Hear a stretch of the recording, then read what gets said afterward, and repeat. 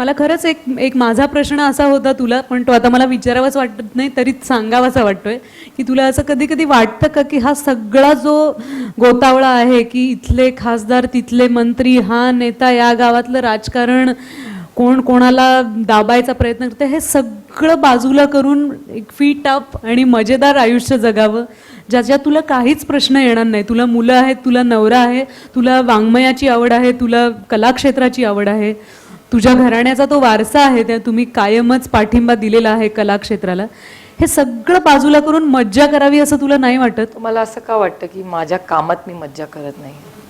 I love my work.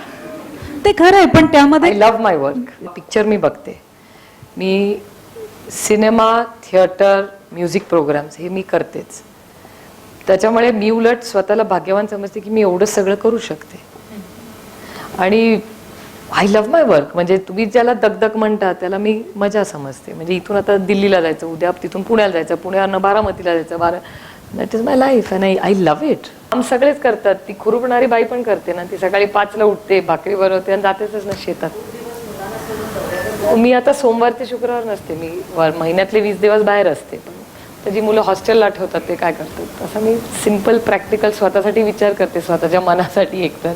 आणि दुसरं मला फॅमिली सपोर्ट ट्रिमेंडस आहे. म्हणजे एकतर माझी आईकडे माझी मुलं असतात. राजकारण हे असं फील्ड आहे जे की मुलगी आणि मुलाला दोघांनाही चॅलेंजेस फेस करावे लागतात.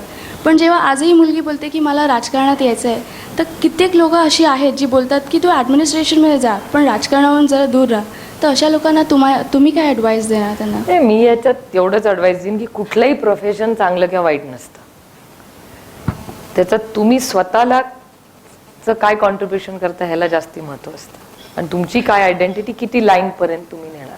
म्हणजे मी एक जेंडर इक्वालिटीचा मगाशी जेव्हा डिस्कशन झालं होतं, मी स्वतः, कारण का मी आई आहे म्हणून तुम्हाला सांगते की एखादा प्रोग्राम असेल किंवा एखादा कार्यक्रम असेल जिथे पुरुष आरामात जातात, दरवेळीच मी नाही जात. याचं कारण असं की समजा माझ्या 10 दिवस कुठल्या तरी दौऱ्यावर जायचं आहे, तर मला 10 वेळा करायला लागतो की रेवतीचा काय प्रोग्राम आहे, विजयाचा काय प्रोग्राम आहे, सदानंद त्या 10 दिवस जाणार नाही ना, माझी आई नक्की आहे ना, हे सगळं एक तर कोऑर्डिनेशन करायला लागतं. आणि सगळ्यात महत्त्वाची गोष्ट की तुमच्या मुलाला किंवा मुलीला ताप आला आणि दिल्लीत किती महत्त्वाचं डिस्कशन असलं तरी त्या वडिलांना काय वाटणार पण नाही मुलाला ताप आलाय, पण एक आई म्हणून मी ना दिल्लीत बसू शकत येत नाहीत. तर ह्याच्यासाठी असं काही करता येत नाही की त्यांना कंपल्सरी यायलाच पाहिजे? नाही कंपल्सरी आहे ते लंच नंतर सगळे गायब होतात. Unfortunate. There is nothing that can be done about that. There is nothing compulsory in this life, in our fraternity. पण इट्स डेस्टिनी. मला तुम्ही 10 वर्षापूर्वी विचारलं असतं तू खासदार होतील का, म्हणजे प्लीज फॉरगेट इट यार. पण मग ते 10 वर्षांनी असं काय झालं, काय बघून हा टर्न आला का? Destiny. There is no, I have no answer. म्हणजे तुम्ही विचारलं की हे झालं म्हणून तुम्ही आला का? नाही, मी माझं काम चव्हाण सेंटरचं आणि लक्ष्मण मानेबरोबर अनेक वर्ष करत होते भारतात. पण म्हणजे राजकारणातून ते जास्त चांगल्या पद्धतीने करायची संधी मिळेल असं वाटलं? Not necessary. तुम्ही राजकारणाबाहेर राहून पण या गोष्टी करू शकता. The choice is yours. तुम्ही असं म्हणालात की NGO आणि राजकारण ह्याच्यामध्ये सत्ता हा एक वेगळा फरक असू शकतो. म्हणजे अर्थातच त्याच्यामध्ये असं कुठेतरी वाटलं की ती उपयोग एवढ्यासाठीच आहे की त्या एका मुलीची मी ऍडमिशन केली, एखादा मंत्री हजारो मुलींची तेच एका पॉलिसीमध्ये करू शकतो. तर सत्तेचा वापर मास डेव्हलपमेंटसाठी होतो. मुलींच्या सुरक्षिततेबाबत तुम्ही मगाशी म्हणालात की मला मुंबईत फिरताना फार सुरक्षित वाटतं, पण आजही सगळ्या पालकांची हीच मानसिकता आहे की माझी मुलगी जर दिल्लीला शिकायला जात असेल तर कुठेतरी ते असुरक्षित. I agree. तर मग त्याच्यासाठी राष्ट्रवादी युवती काँग्रेस काय प्रयत्न करेल? दिल्लीत नाही काय करू शकत मी. नाही, दिल्लीत नाही, ओव्हरऑल.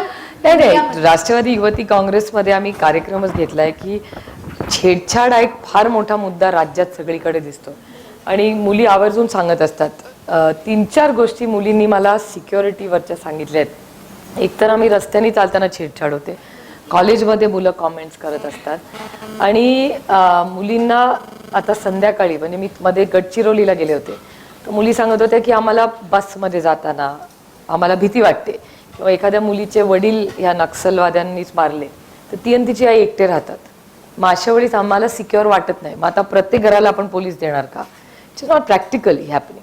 त्यामुळे एक ओव्हरऑल मुलींना सेन्स ऑफ सिक्युरिटी. म्हणजे मुंबईत कसं आहे, मुंबईत आपण एकदा ओरडलं ना 10 लोक येऊन मदत करतील आपल्याला, जे बाकीच्या ठिकाणी होत नाही. त्याच्यामुळे छेडछाडीच्या विरोधात एक नवीन कायदा करायचा महाराष्ट्र सरकारने निर्णय घेतला की सगळ्या कॉलेजेसमध्ये छेडछाड विरुद्ध एक सेल असेल आणि एक होम मिनिस्ट्री, एक डोमेस्टिक व्हायलन्स आणि छेडछाडच्या विरुद्ध एक मुंबईत अशी लाईन आहे जे एक NGO आणि महाराष्ट्र सरकार म्हणून चालवते 103. तशीच राज्यात एक लाईन असली पाहिजे. म्हणजे कुठेही कोणी तुम्हाला त्रास दिला तर एक 5 मिनिटात तिथे पोलीस पोचलाच पाहिजे. अकोल्यामध्ये ते पथक होतं, मग नंतर ते ढासळलं तिथला PI बदलल्यानंतर. आता परत या मुलींनी कंप्लेंट केल्यामुळे ते रिॲक्टिवेट झाले. पण जेव्हा सिरियसली होम मिनिस्ट्री ह्याच्यात लक्ष घालते म्हणलं तर एक मेसेज पण समाजात जातो की आता ह्याला शिक्षा होणार. म्हणजे ड्रिंकिंग अँड ड्रायव्हिंग मुंबईत का नाही कोणी करत, कारण का सगळ्यांना माहिती आहे police is serious about it. त्यामुळे डोमेस्टिक व्हायलन्स किंवा ह्याच्या 2-4 केसेस जर झाल्या सिरियस आणि शिक्षा झाली तर लोकांना कळेल की छेडछाड करायला. आता उस्मानाबादला त्या मुलींनी तर स्वतःला जाळून घेतलं परवा. It's really a shame. चांगला प्रवास केलास, चांगला निर्णय घेतलास असं म्हणणारं कोण आहे? That's a good question. म्हणत नाहीत म्हणजे व्यवस्थित चाललंय असा मी अर्थ काढते माझ्या आईवडिलांकडून. कारण का एखादा आमचा कार्यक्रम झाला आणि घरी गेल्यावर मी किती इंग्रजी शब्द वापरले किंवा मी हा शब्द कसा उच्चारला चुकीचा हे माझे वडील मला सांगतात. खरंच? हो, पण भाषण चांगलं झालंय आजपर्यंत कधीच नाही बोलले. त्याच्यामुळे जेव्हा भाषण चांगलं होतं ते बोलले ना म्हणजे चांगलं झालं असं मीच अर्थ काढते आणि चुका नाही काढल्या म्हणजे बरं झालं असाच मी अर्थ काढते. कारण आपल्याला कौतुक हवं असतं नाही म्हटलं तरी.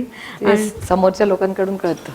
पण म्हणजे तुला महाराष्ट्रातल्या जनतेकडून एक खूप जोरदार आपुलकी मिळालेली आहे, कारण तुझं व्यक्तिमत्व लोभस आहे, तुझ्याबद्दल एक प्रेम वाटलेलं आहे. पण या हे गैरसमज माझे नाहीये, ते आमच्या कुटुंबामुळे मला मिळालेले. पण आहे म्हणजे ती भावना आहेच. पण आहे, त्याचबरोबरीने मीडियाकडून तुला बऱ्याच मोठ्या प्रमाणात विरोध झाला होता IPLच्या दरम्यान. ते हँडल करताना तू गडबडलीस का? त्याचा तुला त्रास झाला का? नाही, एकतर मला त्याचा त्रास झाला नाही कारण का ते सर्रास खोटं होतं आणि तेव्हा मी केलेला स्वतःतला बदल की मी आधी चॅनल्सवर डिस्कशन्सला जायची, मीडियाला खूप वेळ द्यायची. सो आता मी देत नाही IPLचं झाल्यापासून. याचं कारण असं की एकतर when the going was good सगळाच हनीमून चांगला चालला होता. जेव्हा माझ्यावर खोटे आरोप केले तेव्हा तुम्ही त्याची जर एवढी मोठी हेडलाईन केली असेल तर मग माझं नातं मी रिस्ट्रिक्टेड ठेवणार. कारण का मग ती पण माझी बाजू एवढी तुम्ही हेडलाईन करताना ती करेक्टिव्हली आली पाहिजे. मला वाटतं की एक तर त्याच्यात प्रूफही काही नव्हतं. पण तुला हा निर्णय घेताना मनस्ताप झाला का? तुला स्लीपलेस नाईट्स आल्या का तुझ्या आयुष्यात? नाही, स्लीपलेस नाईट्स मला एक तर होत नाहीत कधीच fortunately. Sleep is never a problem, it's always in the bank pending. त्याच्यामुळे ते कॅरी फॉरवर्ड होत असतं, आजची उद्या, उद्याची परवा. त्यामुळे ते असं होत नाही. पण अर्थात फ्रस्ट्रेशन होतं की जेव्हा आपण डिसिल्युजन होतं, की जेव्हा आपण काही केलेलं नसताना आपल्यावर आरोप होतात ह्याचं डिसिल्युजन होतं.